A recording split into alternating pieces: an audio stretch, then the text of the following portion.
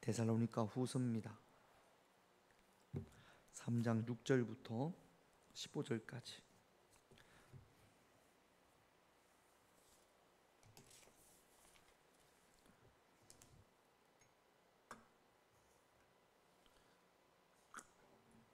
데살로니가 후서 3장 6절에서 15절, 제가 한 절, 여러분들이 한 절 그렇게 교독합니다. 형제들아, 우리 주 예수 그리스도의 이름으로 너희를 명하노니 게으르게 행하고 우리에게서 받은 전통대로 행하지 아니하는 모든 형제에게서 떠나라.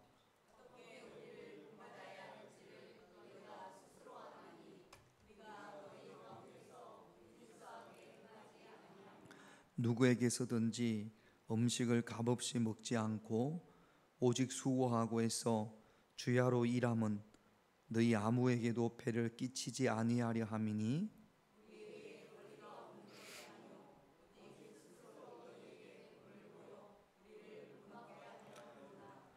우리가 너희와 함께 있을 때에도 너희에게 명하기를 누구든지 일하기 싫어하거든 먹지도 말게 하라 하였더니,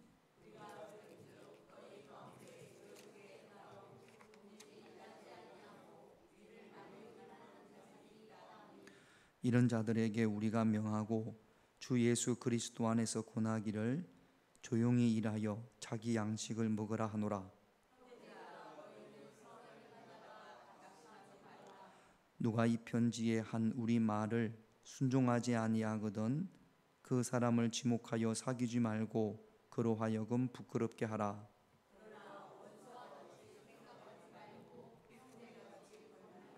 아멘. 지도를 한번 볼까요? 이게 바울이 두 번째 전도 여행을 한 경로라고 이야기해야 되나? 그렇습니다. 사도행전 14장까지 1차 전도 여행이 끝나고, 오늘 잠깐 말씀을 드리겠습니다만 15장에는 할례에 대한 문제로 바울과 바나바가 예루살렘으로 갑니다. 그리고 다시 안디옥에 와서 바나바와 마가는 저기 수리아 안디옥에서 구보로로 가고, 바울과 실라는 거꾸로 1차 전도 여행의 제일 마지막이었던 더베로 향합니다. 오늘 말씀은 바울이 2차 전도 여행 때, 여기 보면 여기 데살로니카가 있죠. 여기 데살로니카, 여기 바다입니다. 바다 오른쪽은 아시아라고 하고, 이 바다를 경계로 왼쪽을 유럽이라고 합니다. 지금도 그렇게 나누어지기도 해요. 그래서 이 데살로니카에 있는 교회에 편지를 쓰는데, 지금 바울은 어디에 있냐면 고린도에 있습니다. 이 고린도에서 데살로니카 교회로 편지를 썼습니다. 첫 번째 편지가 디모데 전서, 그리고 정확하지 않습니다만 한 1년 정도 있다가 다시 편지를 씁니다. 그것이 우리가 어제 새벽, 월요일 새벽, 화요일 새벽에 봤던 데살로니가 후서입니다. 그냥 고린도에서 바울이 데살로니카에 있는 교회에 두 번의 편지를 씁니다. 첫 번째 편지가 데살로니가 전서, 두 번째 편지가 데살로니가 후서. 성경을 연구하는 그 학자들은 신약 성경 중에 가장 먼저 쓰여진 성경이 데살로니가 전서다라고 그렇게 이야기를 합니다. 거의 다 연구하는 학자들이 다 받아들이는, 그렇겠다라고 하는 것 보면 마태복음이나 복음서가 가장 먼저 쓰인 것이 아니라 이 데살로니가 전후서가 가장 먼저 쓰인 것으로 그렇게 보입니다. 바울이 데살로니카에서 3주밖에 사역을 하지를 못했습니다. 그런데도 데살로니카에 좋은 열매, 많은 열매가 있었고, 또 바울이 떠나온 뒤에 이 데살로니가 교회가 많은 박해를 받았습니다. 그래서 디모데를 통해서 편지를 써서 데살로니카로 보냈습니다. 그것이 데살로니가 전서입니다. 디모데가 데살로니가를 갔다가 와서 소식을 알려주는데 너무나 잘 견디고 있다라는 거죠. 그래서 바울이 데살로니가 교회 소식을 듣고 너무나 기뻐했습니다. 그리고 1년 정도 있다가 디모데 후서를 써서 보내는데 아마 데살로니가 교회에 이전보다 더 큰 박해가 있었고, 그 다음에 외부적인 박해가 있었고, 데살로니가 안에서 내부적인 문제가 있었습니다. 오늘은 그 내부적인 문제에 대해서 우리가 한번 살펴보려고 합니다. 초대교회에는 잘못된 신앙관을 가지고 있는 사람들이 있었어요. 지금도 있겠죠. 기독교 역사 이래 잘못된 신앙관을 가지고 있는 사람들이 매 시대마다 있었습니다. 우리가 소위 그런 옳지 못한 신앙관을 이단이라고 하는데, 이단이라고 하지는 않더라도 오늘 말씀드리는 것은 이단입니다. 근데 교회 안에도 여전히 성경과 다르게 잘못된 신앙관을 가지고 있는 이들이 있습니다. 초대교회에 가장 큰 잘못된 신앙관 여러 가지가 있습니다만, 대표적인 잘못된 신앙관 세 가지를 말씀을 드리면 할례에 관한 거예요. 사도행전 15장 1절, 우리가 이제 주일날 볼 겁니다. 같이 있습니다. 어떤 사람들이 유대로부터 내려와서 형제들을 가르치되 너희가 모세의 법대로 할례를 받지 아니하면 너희 구원을 받지 못하리라 하니, 예루살렘 교회에서 몇 명의 사람들이 이 수리아 안디옥으로 왔습니다. 사도행전을 읽어보면 교사라고 해요. 그러니까 이들은 가르치는 어떤 그런 권위가 있었던 모양입니다. 근데 뭐라고 가르치냐면, 구원받기 위해서는, 죄사함 받기 위해서는 예수도 믿어야 되지만 할례 받아야 된다. 할례 받지 않으면 구원받을 수 없다. 이렇게 가르칩니다. 바울이 전한 복음과 지금 사도행전 15장에서 유대에서 온 사람들이 가르치는 것이 완전히 다르죠. 그래서 사도행전 15장에 보면 크게 다퉜다고 그랬습니다. 여러분, 교회에서 다투면 돼요? 안 돼요? 안 돼요. 제가 늘 말씀을 드리지만 배려하고 양보하고 좀 더 사랑하고 긍휼히 여기고 그래라고 그랬습니다. 그러나 싸워야 할 때가 있어요. 조금도 물러섬이 없이 싸워야 할 때가 있습니다. 그게 언제냐면 말씀을 잘못 전할 때, 성경 말씀을 잘못 전할 때, 복음을 잘못 전할 때, 그때는 조금도 물러서서는 안 됩니다. 그 수용하고 받아들이면 큰일 나는 거예요. 그러니까 그때는 절대로 지면 안 됩니다. 싸워서 승리해야 됩니다. 그러나 지금까지 제가 본 걸 보면 교회 안에서 서로 다툼이 있는 경우는 성경 가지고 다투는 경우는 거의 없습니다. 주도권이에요. 기득권. 누구의 기득권이 더 강하냐, 이것 때문에 주로 다투는 거지, 복음이 잘못됐고 성경 말씀이 잘못됐고 이것 때문에 싸우는 경우는 없어요. 목회하면서 한 번도 못 본 것 같아요.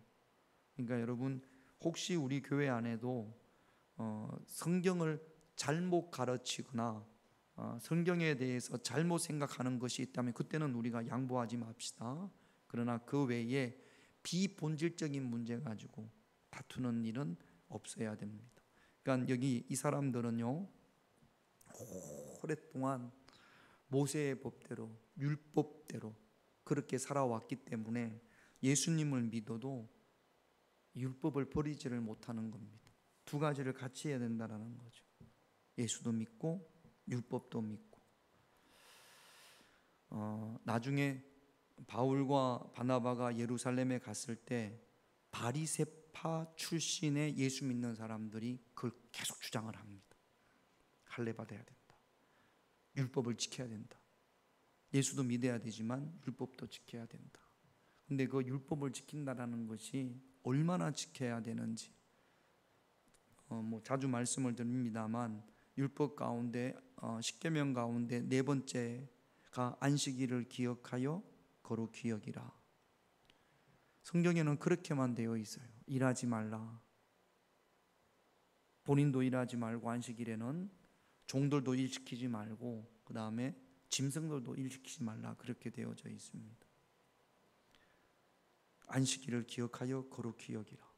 그러면 이제 그렇게 해서 안식일을 일을 안 하고 거룩히 지켜보려고 합니다. 그런데 자꾸 어떤 질문이 생기냐면 어떻게 하면 안식일을 거룩히 여기는 건가? 어떻게 하는 것이 안식일을 거룩히 여기는 건가? 일하지 말라고 그랬잖아요. 어디까지가 일인가? 양이 구덩이에 빠졌어요, 안식일 날. 그러면 이 양을 끄집어내야 됩니까? 그냥 둬야 됩니까? 이게 어디까지가 일이냐?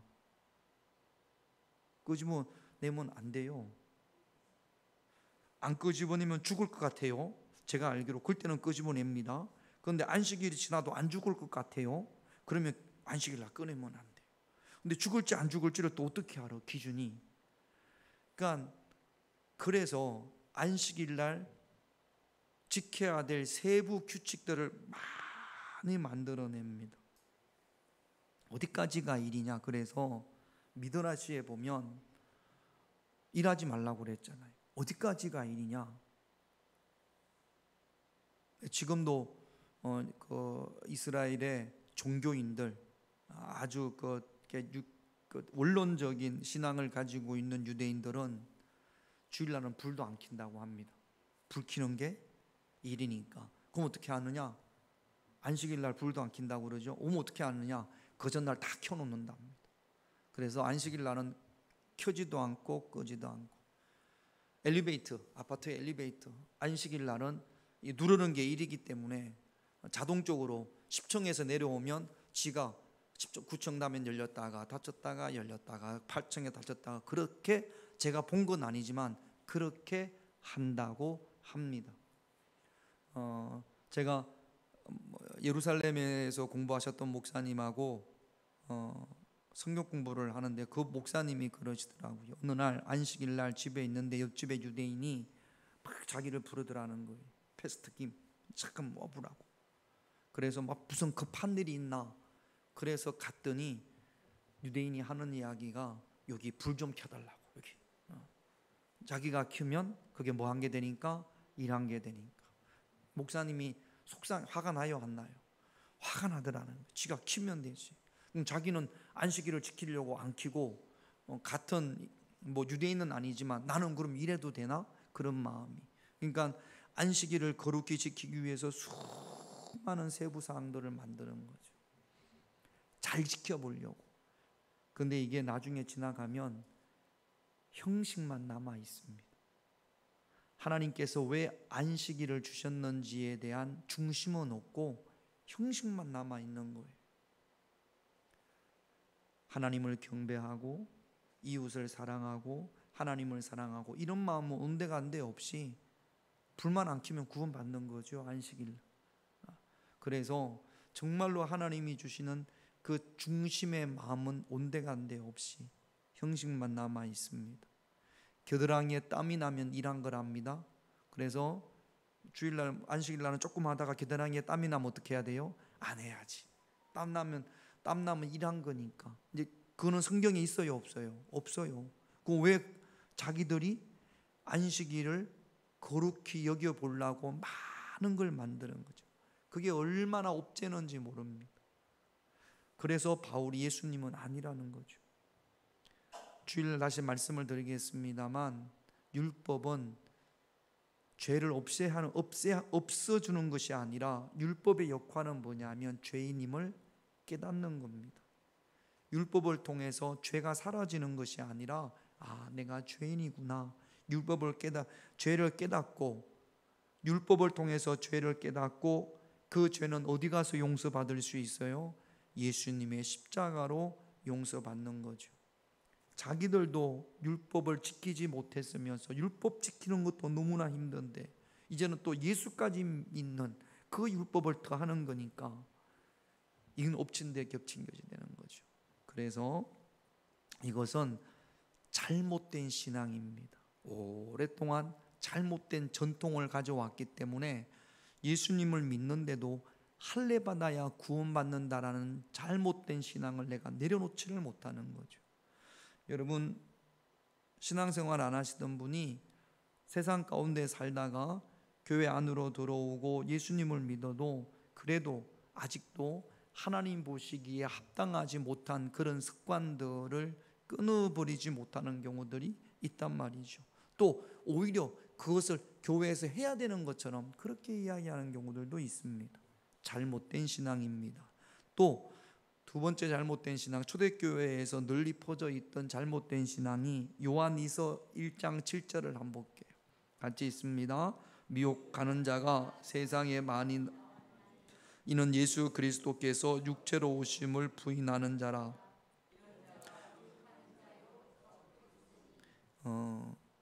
이게 뭐 헬라 철학의 영향을 받았다고 하는데 세상의 철학의 영향을 받은 거죠. 아주 이분법적인 사고 방식입니다. 육신은 죄, 나쁜 거예요. 선한 것은 영만 선해요. 요거를 영지주의라고 합니다. 그노시스. 육신은 나쁜 거예요.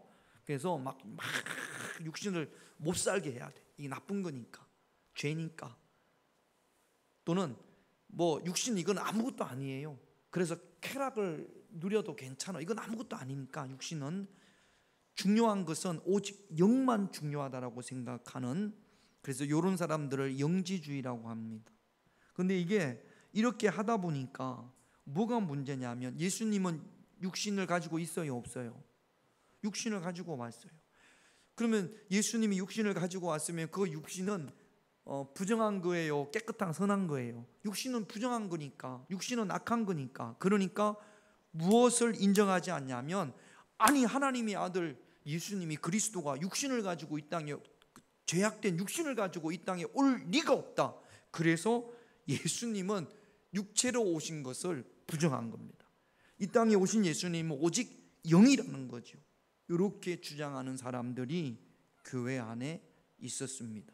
이것도 잘못된 신앙입니다. 또 오늘 데살로니가 교회는 어떤 잘못된 신앙을 가지고 있던 사람들이 가지고 있었냐면, 데살로니가 후서 2장 1절에서 2절을 볼게요. 같이 있습니다.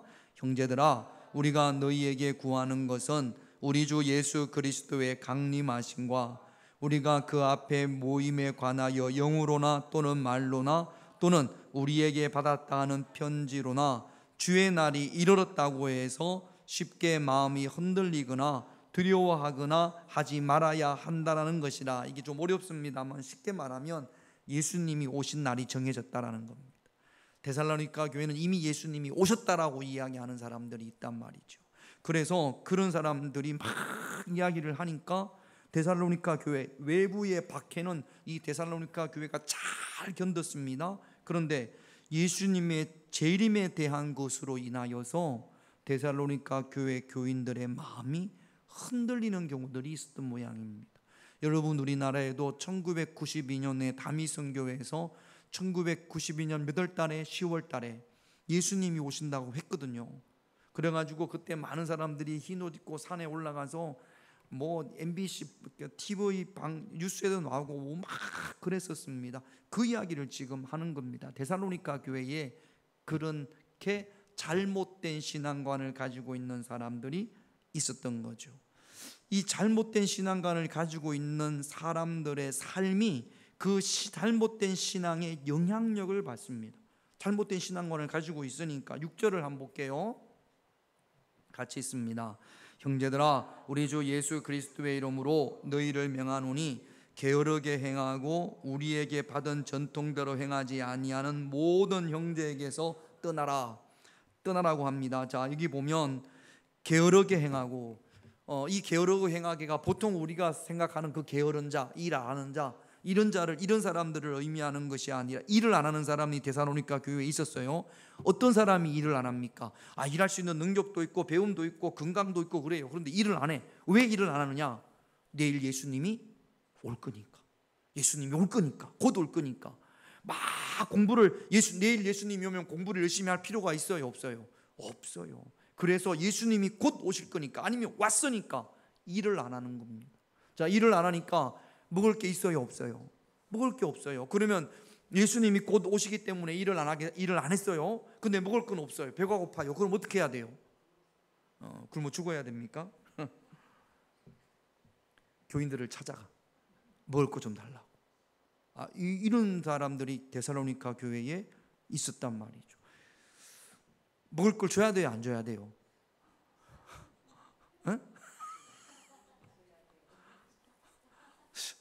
우리 고윤남 군사님이 미용실이고 뭐고 다 때려쳤어. 예수님이 내려오니까.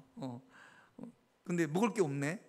라면도 없고 돈이 있어야 라면 살 일은 안 하는데 뭐 머리를 볶아야 돈이 나올 텐데 이제 예수님이 올 거니까 뭐 볶기는 뭐 볶지도 않고 그냥 흰 옷 입고 기다리만 있단 말이죠. 근데 예수님이 안 와. 배가 고파. 그래가지고 김용래 군사님 집에 가서 뭐 밥 좀 달라고 그러면 줘야 돼요, 말아야 돼요?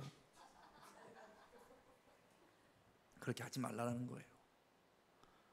그러니까 잘못된 신앙관이 그의 삶에 영향력을 미치는 겁니다.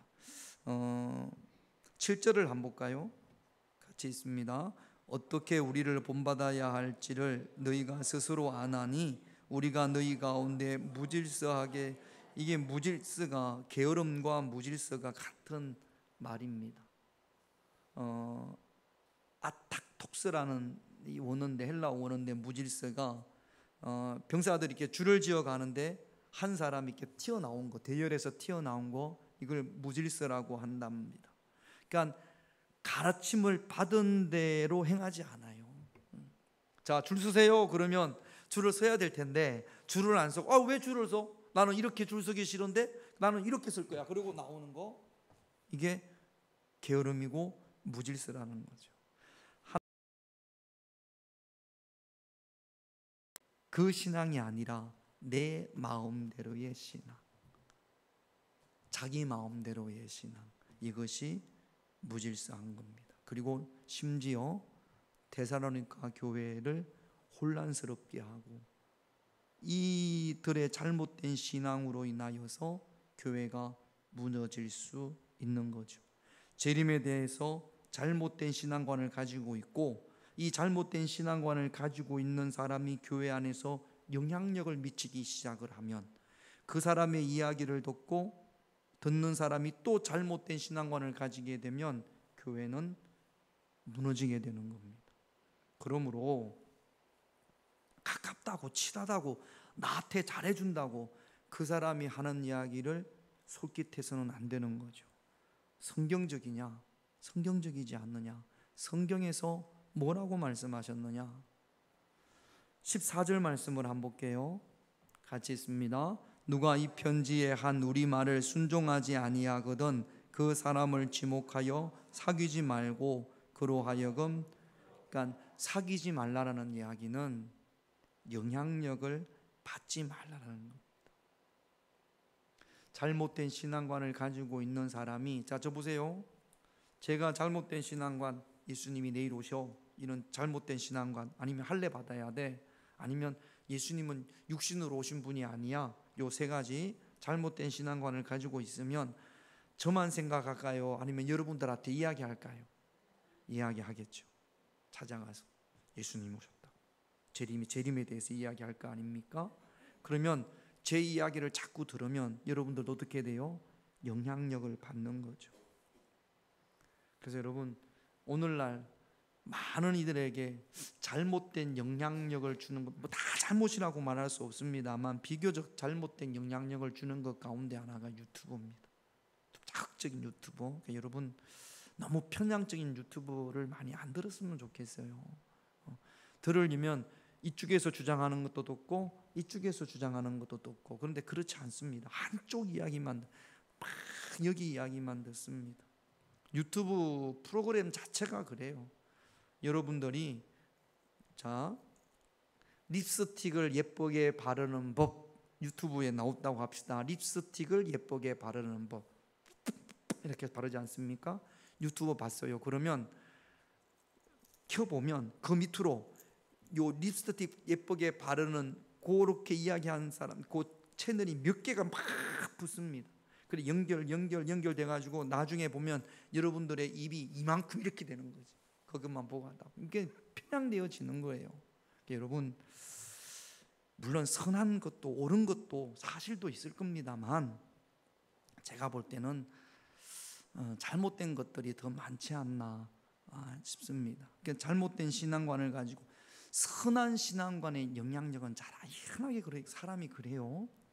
애들도 키우다 보면 좋은 말, 선한 말, 착한 말보다는 욕하는 거, 나쁜 거 이런 것들을 더 많이 배운단 말이죠. 더 잘 배우고. 인간이 죄성이 있어서 그런 모양입니다.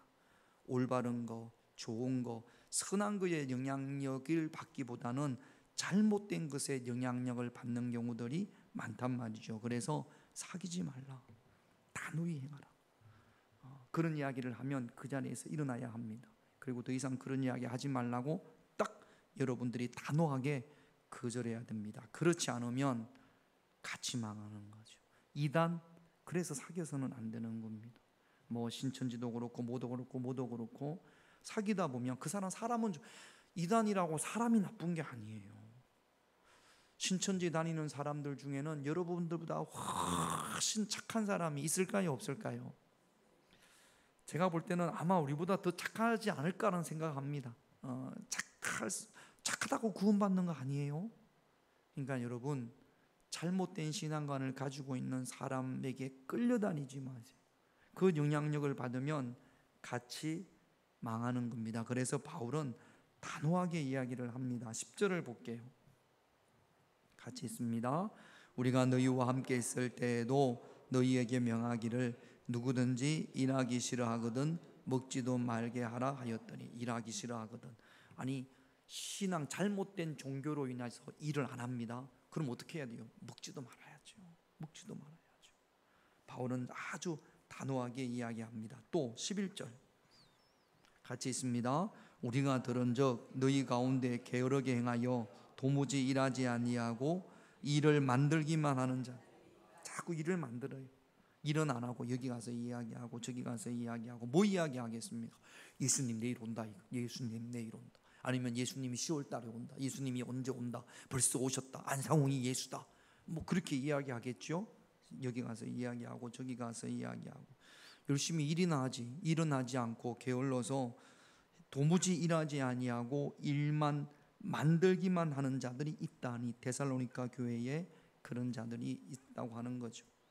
디모데전서 5장 13절을 보면 또 이렇게 되어져 있습니다. 같이 있습니다. 또 그들은 게으름을 익혀 집집으로 돌아다니고 게으를 뿐만 아니라 쓸데없는 말을 하여 일을 만들며 마땅히 아니할 말을 하나. 마실 간다고 그러죠. 그러니까 여러분, 목장 예배 조심해야 됩니다. 목장 예배 끝나고 나서 쓸데없는 말을 하여 마땅히 아니할 말을 하나니. 모여서 쓸데없는, 하나님의 은혜가 되지 않는 말, 하나님의 선한 말이 아닌 것, 우리가 마땅히 하지 말아야 될 말을 한다거나 쓸데없는 말을 한다거나 하나님이 기뻐하지 않는 말을 한다거나, 그러면 여기에 속하는 거죠. 게으른 자에 속하는 거죠. 여러분, 하나님께 예배드리기 위해서 모인 목장 예배에서 지금 데살로니가전서 5장 13절에서 말씀하시는 것처럼 집집으로 돌아다니면서 쓸데없는 말, 일을 만들며 마땅히 아니할 말을 하는 그런 일이 저와 여러분들에게 없어야 될 줄로 믿습니다. 그래서 12절 바울은 또 이렇게 이야기합니다. 같이 읽습니다. 이런 자들에게 우리가 명하고 주 예수 그리스도 안에서 권하기를 조용히 일하여 자기 양식을 그만 말하는 겁니다. 그거 더 이상 말하지 말라. 듣지도 말고 말하지도 말고 조용히 일하고 자기가 일을 해서 자기 양식을 먹어라. 여러분, 잘못된 신앙관을 가지고 있는 사람들 우리 주변에 어떻게 해야 됩니까? 15절 같이 있습니다. 그러나 원수같이 생각하지 말고 형제같이. 여기 형제는 피를 나눈 형제가 아니로 예수 믿는 사람들, 예수님의 보혈로 성찬식을 함으로 우리는 한 몸이 되었지 않습니까? 형제같이 권면하라. 그러니까 아직까지는 교회를 나오니까, 교인이니까, 그러니까 다 이러고 그렇게 하지 말라고 권면하라. 그렇게 성경은 우리에게 말씀하십니다. 잘못된 신앙관의 영향력을 받지 말고 오히려 그들이 권면을 잘 안 듣죠. 권면하려고 하다 보면 오히려 더 끌려가는 경우들이 많이 있습니다. 여러분 분별하셔야 될 줄로 믿습니다. 그리고 13절 같이 있습니다. 형제들아 너희는 선을 행하다가, 선이라는 것이 무엇이냐면 하나님의 뜻에 합당하게 사는 것, 잘못된 신앙에 휩쓸리지 않고 가르침을 받은 대로 맡은 사명을 충실히 행하는 것.